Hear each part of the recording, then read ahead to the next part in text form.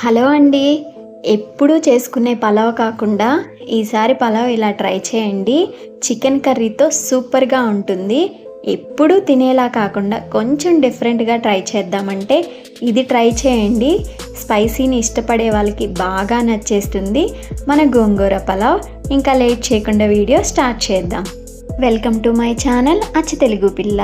ముందుగా కుక్కర్ పెట్టుకుని దాంట్లోకి కొంచెం ఆయిల్ యాడ్ చేసుకోవాలి.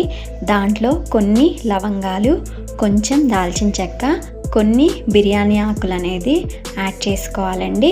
ఇప్పుడు దాంట్లో కొన్ని సన్నగా తరుక్కున్న ఉల్లిపాయ ముక్కలు, కొన్ని పచ్చిమిర్చి అనేది యాడ్ చేసుకోవాలండి. ఇప్పుడు దాంట్లోనే కొంచెం కరివేపాకు అనేది యాడ్ చేసుకోవాలి. ఇప్పుడు దాంట్లోనే కొంచెం అల్లం వెల్లుల్లి పేస్ట్ అనేది యాడ్ చేసుకోవాలి. దాంట్లో కొంచెం సాల్ట్ అనేది యాడ్ చేసుకోవాలండి.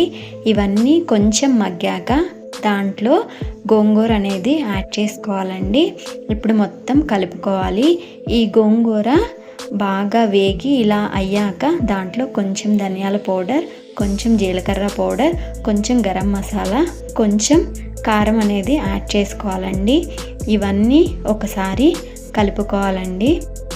కలుపుకున్నాక మనం ఆల్రెడీ కడిగి పక్కన పెట్టుకున్న రైస్ అనేది యాడ్ చేసుకోవాలండి. ఇప్పుడు ఆ రైస్కి తగ్గట్టు వాటర్ అనేది యాడ్ చేసుకుని సాల్ట్ కూడా అడ్జస్ట్ చేసుకోవాలండి.